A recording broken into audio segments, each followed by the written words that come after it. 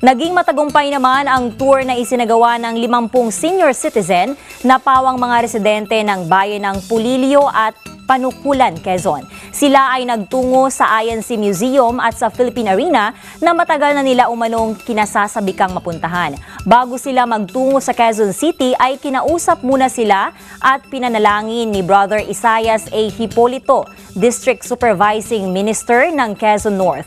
6 na oras silang naglakbay, 3 oras sakay ng bangka at 3 oras sakay naman ng van.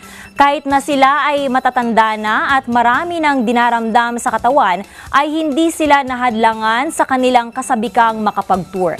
Masaya at taglay sa kanilang mga mata ang paghanga sa INC sa mga matagumpay na narating ng INC at napakagandang karanasan ang kanilang natanggap sa 2 araw nilang ginugol sa tour na ito. Labis naman ang kanilang pasasalamat sa tagapamahalang pangkalahatan ng kapatid na Eduardo V. Manalo sa pagpapahintulot sa kanila na maisakatuparan ito.